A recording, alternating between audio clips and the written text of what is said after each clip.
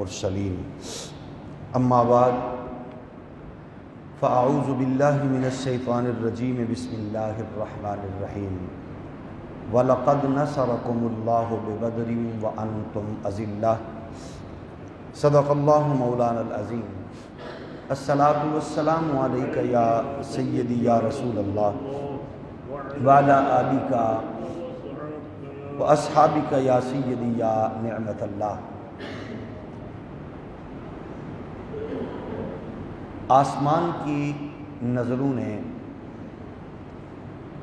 زمین کے سینے پر بہت سے مناظر ملاحظہ کیے، لیکن وہ مناظر اور وہ لشکر اور وہ لوگ جنہیں حبیب خدا خاتم الانبیاء حضرت محمد مصطفیٰ صلی اللہ علیہ وآلہ وسلم نے تیار کیا، تربیت فرمائی، اور قربت و صحبت مصطفی نے جن لوگوں کے مزاج کو بدلا، ان کی محبتوں کا، چاہتوں کا، الفتوں کا جو منظر چشم فلک نے دیکھا، اس کی نظیر شاید قیامت تک کسی اور قوم سے میسر نہ آ سکے۔ کہنے کو تو وہ جنگ ہے، دیکھنے کو تو وہ ایک مڈ بھیڑ ہے، تاریخ نے تو اس کو دو قوموں، دو گروہوں کی لڑائی قرار دیا۔ در حقیقت اس جوش، جذبے اور ولولے میں پوری انسانیت کے لیے بہت سے اسباق اور بہت سی میسیجز ہیں، بالخصوص امت مسلمہ کے لیے۔ قرآن مجید فرقان حمید نے اس کو بڑے حسین پیرائے میں بیان کیا۔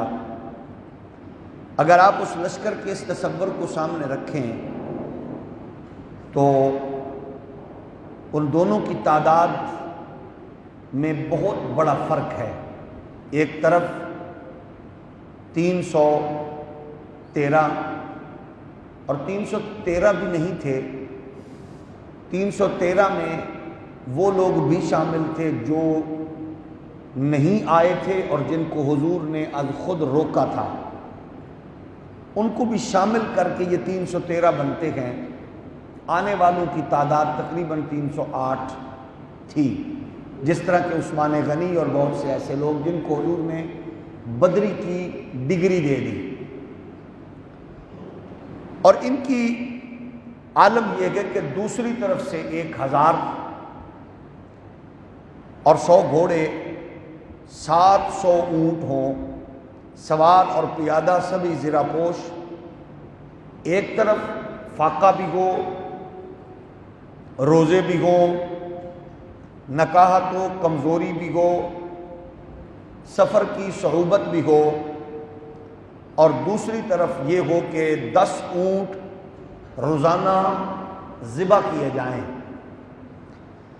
اور ادھر متعدد مرتبہ آپ نے پڑھا اور سنا کہ صرف 8 تلواریں ہوں، 6 زرے ہوں، اور گھوڑوں کی تعداد صرف 2 ہو، جبکہ اس کے بعد کا منظر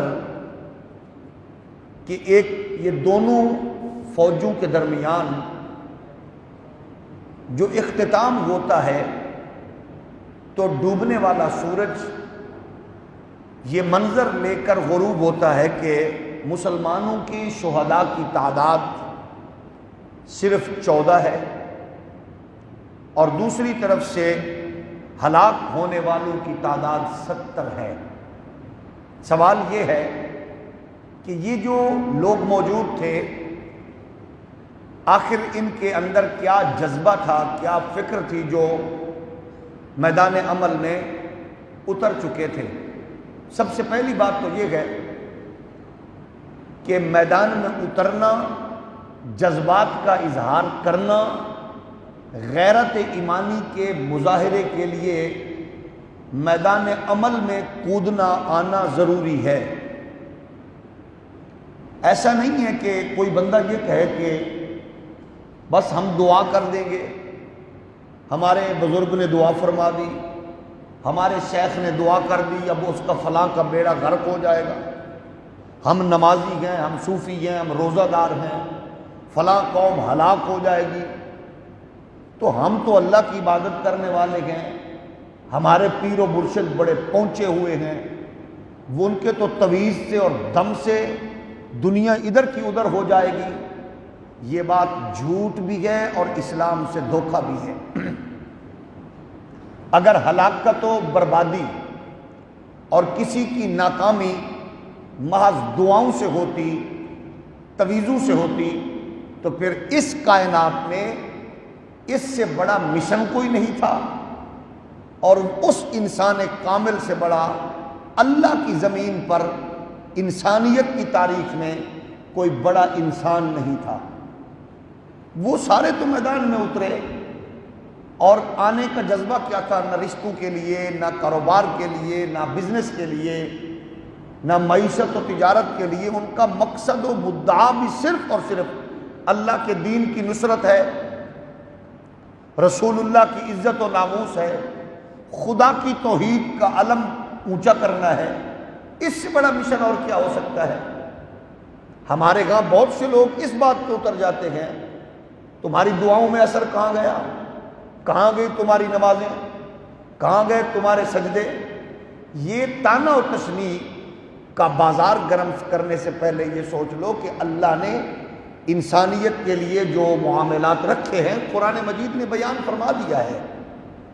وَلَا تَهِنُوا وَلَا تَحْزَنُوا وَأَنْتُمُ الْأَعْلَوْنَ إِن كُنتُم مُؤْمِنِينَ۔ اس میں کوئی شک نہیں ہے کہ پروردگار نے فرمایا اگر تم مومن ہو، ڈرو بھی نہیں، گھبراؤ بھی نہیں، کامیابی تمہارے لیے ہے، لیکن اس کے لیے گھر میں بیٹھنا نہیں ہے، میدان جنگ سجاؤ تو سجدوں میں رہنا نہیں ہے، کشمیر کی بہنیں بیٹیاں چیخ رہی ہوں تو طواف کعبہ میں مست رہنا نہیں ہے، فلسطین کی بیٹیوں پر دن دہاڑے ٹینک چڑھ رہے ہوں تو جبے کبے سجانے کا ماحول نہیں ہوتا، برما کے معصوم بچوں کو ٹکا کباب کی طرح بھونا جا رہا ہو تو اس وقت پھر سر بسجود ہونا نہیں ہوتا، پھر میدان عمل میں میدان کارزار کو گرم کرنا ہوتا ہے۔ اب یہ جذبہ دیکھیے، مصطفیٰ کریم نے جو تربیت فرمائی ہے ان لوگوں کی، وہ چودھری بھی تھے، وہ اپنے علاقے کے سردار بھی تھے، وہ بڑے بڑے بزنس مین تھے، یہ کوئی ایویں نہیں تھے لوگ۔ ابو بکر صدیق جیسا انٹرنیشنل بزنس مین ہو، عثمان غنی جس کی بزنس اور تجارت کا چار دانگ عالم چرچا ہو، فاروق اعظم جیسے لوگ جن کا نام سن کر بڑے بڑے سورما کانپ جاتے ہوں، حیدر کرار جیسے لوگ جن کی ٹھوکر سے خیبر کے پرخچے اڑتے ہوئے نظر آئے، یہ کوئی چھوٹے لوگ نہیں تھے، کائنات میں ان سے تو بڑا انسان ہی کوئی نہیں ہے۔ تربیت محمدی کا انداز دیکھیے، ان کے بچے بھی تھے، ان کے بزنس بھی تھے، ان کے سب کچھ تھا، لیکن جب کریم آقا صلی اللہ علیہ وسلم نے ارشاد فرمایا تمہارا کیا خیال ہے اسلام کی ترویج و اشاعت اور دین کے تحفظ اور دین کی نصرت، خدا کی توحید کا علم تھامنے کے لیے میدان عمل تمہارا منتظر رہے، کیا خیال ہے تمہارا صحابہ؟ اللہ اکبر۔ اس سے پہلے بھی یہ نغمہ گونجا تھا بنی اسرائیل کے لوگوں میں، اللہ کے نبی نے کہا تھا تو لوگوں نے کہا آپ جانے اور آپ کا خدا جانے، آپ خدا کی نصرت کے لیے، دین کی نصرت کے لیے، خدا کی عظمت کے لیے، توحید کے لیے نکلے ہیں تو خدا سے کہیں اپنا کام، وہ سب کچھ بچائے۔ لیکن مصطفیٰ کی تربیت کا عالم دیکھیے، وہ بنی اسرائیل تھی، یہ محمد عربی کا لشکر تھا۔ ایک صحابی کھڑے ہو کے کہتے یا رسول اللہ امضی لما امرک اللہ فنحن معک واللہ لا نقول کما قالت بنو اسرائیل لموسیٰ اذهب انت وربک فقاتلا انا ہاہنا قاعدون ولکن اذهب انت وربک فقاتلا انا معکما مقاتلون۔ ابن حشام نے بیان کیا ہے حضور کا صحابی مقداد جذبہ جانثاری میں آگے بڑھتے ہوئے عرض کرتے ہیں یا رسول اللہ جس چیز کا اللہ نے آپ کو حکم دیا ہے اس کو انجام دیجئے، ہم سب آپ کے ساتھ ہیں، اور اللہ کی عزت کی قسم ہے، پیدا کرنے والے خدا کی عظمت کی عزت کی قسم ہے، ہم بنی اسرائیل کی طرح ہرگز نہیں کہیں گے کہ اے موسیٰ تم اور تمہارا رب جا کر لڑو۔ یا رسول اللہ صلی اللہ علیہ وسلم، یہاں تو عالم یہ ہے کہ آپ حکم فرمائیں، آپ حکم فرمائیں، آپ سے ہم گزارش کرتے ہیں کہ آپ خداوند عالم کے حضور اس کے حکم کی تعمیل کے لیے آگے بڑھیں، ہمیں حکم دیں، پروانہ وار لڑیں گے، دائیں لڑیں گے، بائیں لڑیں گے، آگے لڑیں گے، پیچھے لڑیں گے، جانثاروں کی طرح لڑیں گے حضور، حتیٰ کہ ہم اپنا سب کچھ آپ پر نچھاور کر دیں گے۔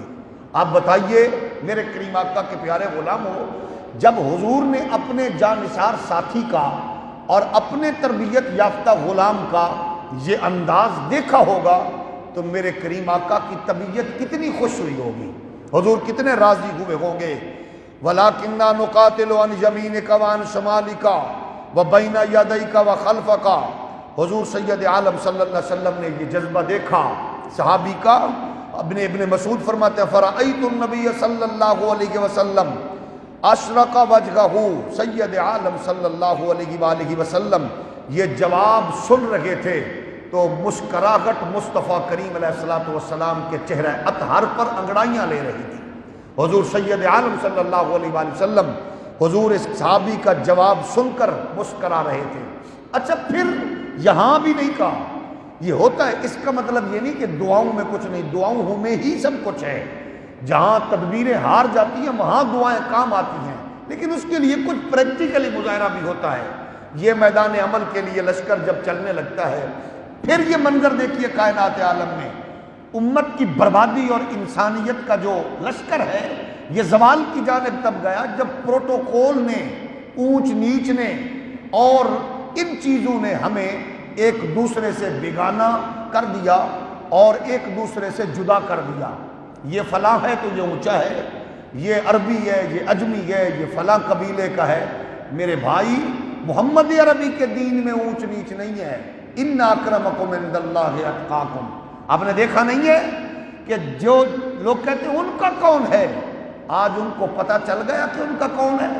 8 ماہ سے روتی ہوئی کشمیر کی بیٹیوں کا کون ہے، کہ لوگ کہہ رہے ہیں کہ کرونا ڈرامہ ہے، لیکن ڈرامہ ہو یا حقیقت ہو، لاکھوں کی تعداد میں امریکہ کے لوگ ہلاک ہو گئے کہ نہیں ہو گئے؟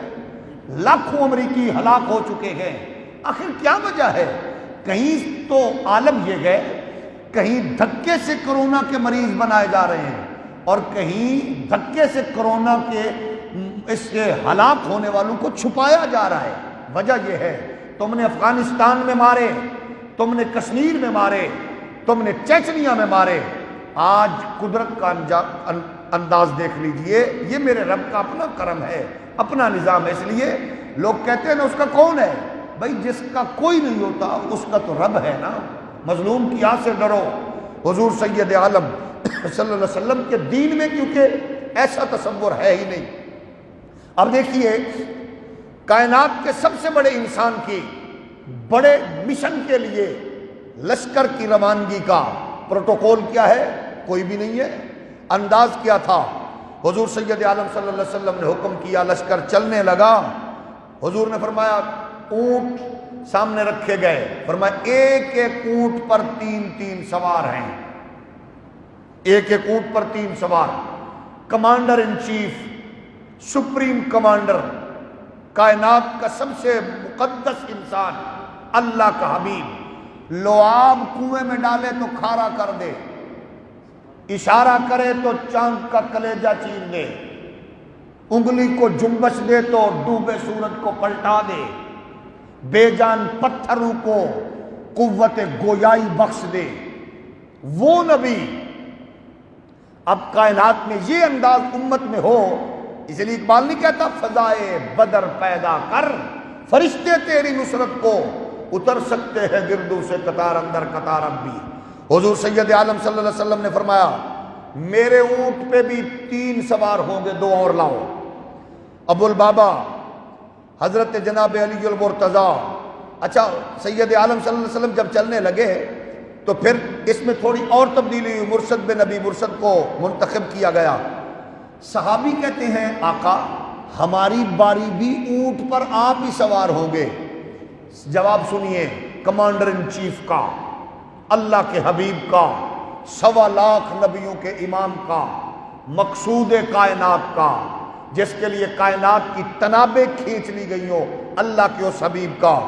سید عالم علیہ السلام نے فرمایا ما انتما باقوا منی وما انا اغنا عنکما عن الاجر، نہ تم مجھ سے زیادہ طاقتور ہو اور نہ تمہیں مجھ سے زیادہ اجر کی خواہش ہے، میری بھی خواہش یہی ہے اجر کے لیے۔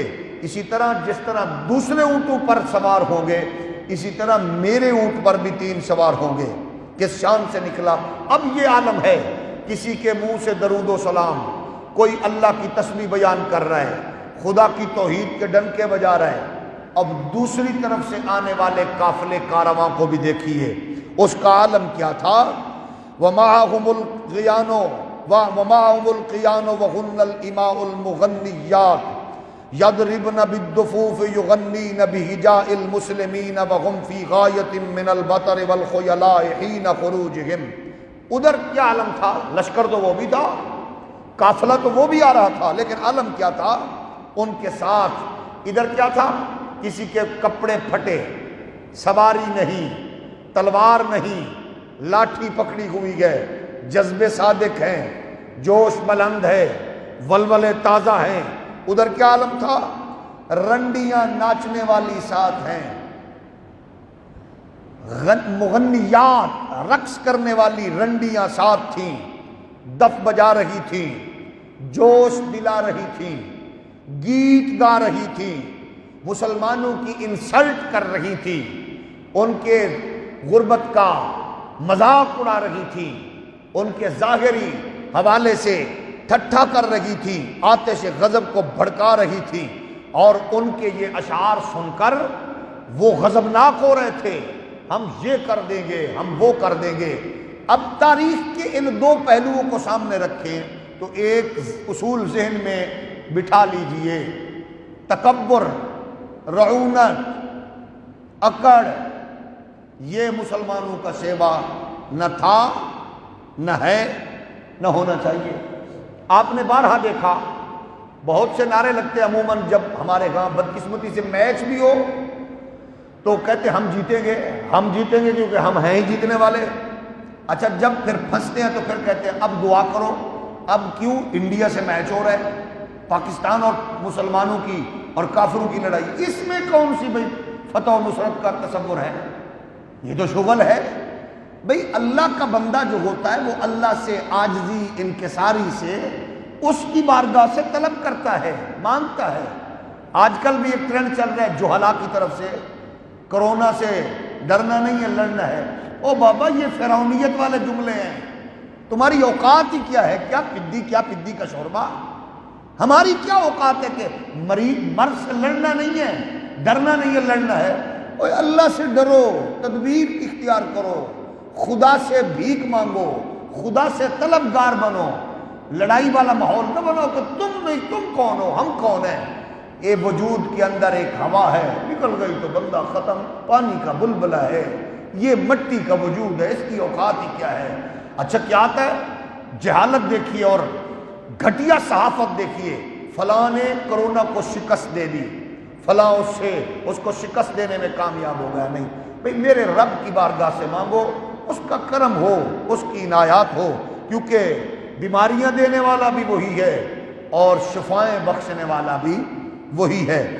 ان کے تکبر کو قرآن نے بھی بیان کیا، وَلَا تَكُونُوا كَالَّذِينَ خَرَجُوا مِن دِيَارِهِمْ بَطَرًا وَرِئَاءَ النَّاسِ وَيَصُدُّونَ عَن سَبِيلِ اللَّهِ وَاللَّهُ بِمَا يَعْمَلُونَ مُحِيطٌ۔ قرآن مجید سورہ انفال میں کہتا ہے اور دیکھو نہ بن جانا ان لوگوں کی طرح جو نکلتے تھے اس انداز سے کہ اپنے گھروں سے اتراتے ہوئے بعض لوگوں کو دکھلاوے کے لیے، اور روکتے تھے اللہ کی راہ سے، اور اللہ تعالیٰ جو کچھ وہ کر رہے تھے وہ دیکھ رہا تھا، اپنے علم سے، اپنی قدرت سے اس تمام کو گھیرے ہوئے تھا۔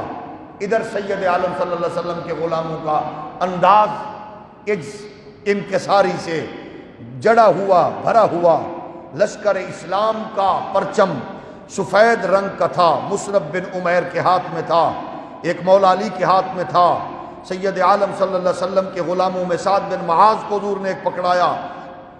یہ لشکر رسول کائنات صلی اللہ علیہ وآلہ وبارک وسلم کے غلاموں کا آگے بڑھتا ہوا میدان بدر میں پہنچتا ہے۔ یہ اس کی کیفیات کیا تھی، اس کا مزاج کیسا تھا، اس کا انداز کیسا تھا، ان کا جوش و جذبہ، یہ انشاءاللہ ہم کل کے درس میں اس سے آگے معروضات پیش کریں گے۔ اللہ ہمیں تکبر سے، رعونت سے، ریاکاری سے محفوظ رکھے، بزدلی سے محفوظ رکھے۔ اللہ ہمیں ایسا بنا دے جیسا وہ چاہتا ہے اور جیسا اس کے حبیب کو پسند ہے۔ اللہ کریم اسلام کو ہمیشہ بلند و بالا رکھے، اور اسلام کے صدقے اللہ ہمیں، ہماری نسلوں کو دین کا نور اور اس کی خیر و برکات سے نسل در نسل اللہ کریم ہمیں بھی نوازے۔ آمین۔ وآخر دعوانا ان الحمد للہ رب العالمین۔ اللہم صلی